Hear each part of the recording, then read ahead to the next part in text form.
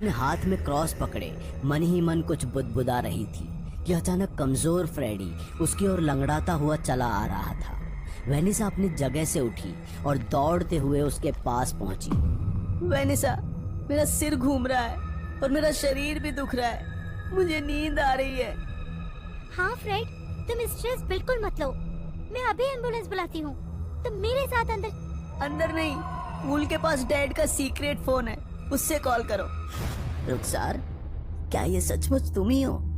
क्या ये कोई सपना तो नहीं? और अगर हुआ तो मैं उसे जान से मार दूंगा जो मुझे इस सपने से उठाएगा।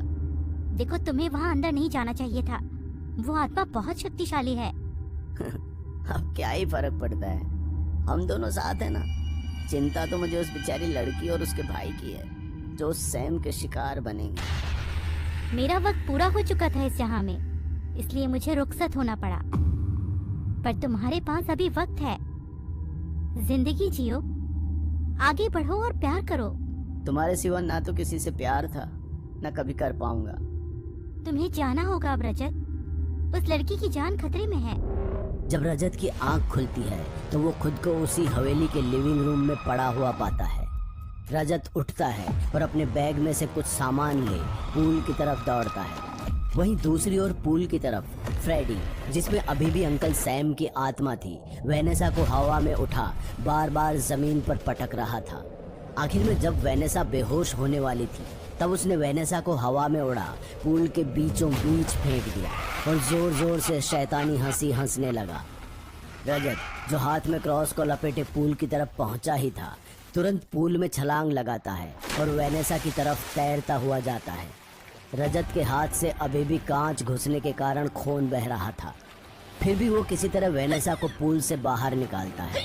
पर वेनेसा, जिसे तैरना नहीं आता था, मुंह में पानी भर जाने के कारण बेसुध हो चुकी थी। रजत ने तुरंत उसकी छाती दबाकर उसे सीपीआर देना शुरू किया।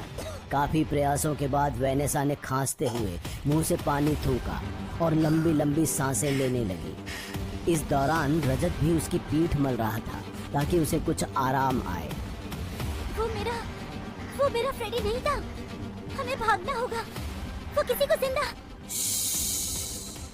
शांत, तुमने मुझ पर भरोसा करके मुझे बुलाया है ना, यकीन रखो मैं बचा लूंगा फ्रेडी को। सैम, जो अब तक फ्रेडी के शरीर में था, अपना रूप बड़ा और भयानक बनाकर रजत के सामने खड़ा था।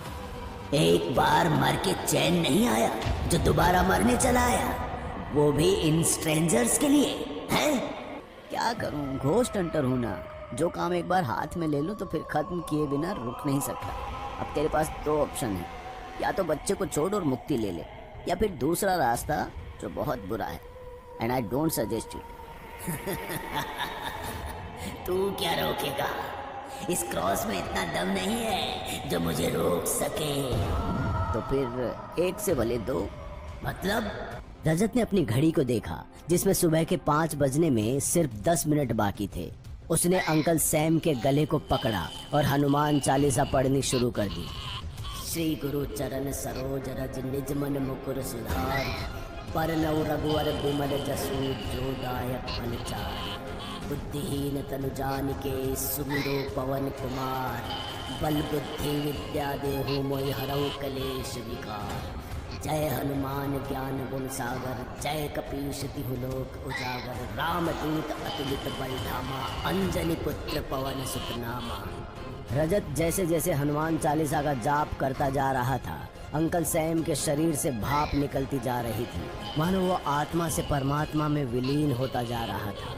और आखिरकार सूर्य की निकली पहली किरण के साथ अंकल सैम हमेशा हमेशा के लिए गायब हो चुका था और पीछे छोड़ गया था तो बस एक दुर्बल कमजोर फ्रेडी जो बेहोश हो फर्श पर गिर गया। रजत ने फ्रेडी को गोद में उठाया और दूर खड़ी उसकी बहन वेनेसा के पास ले गया। इसे हॉस्पिटल ले जाना होगा, इसकी हालत खराब लग रही है। तुमने जो मेरे लिए किया है उसका एहसान मैं मरते दम तक नहीं भूलूंगी। वैसे खून तो तुम्हारा भी बह रहा है। इससे पहले कि रजत वेनिसा से कुछ कहता, वेनिसा ने अपना रुमाल निकाला और रजत के चोटिल हाथ पर बांध दिया। रजत और वेनिसा एक दूसरे को इसके बाद ऐसे जी भरकर देखने लगे जैसे मानो वो आज के बाद कभी दोबारा नहीं मिलेंगे। रजत ने वैनिसा को गले लगाया और अपने रास्ते चल दिया।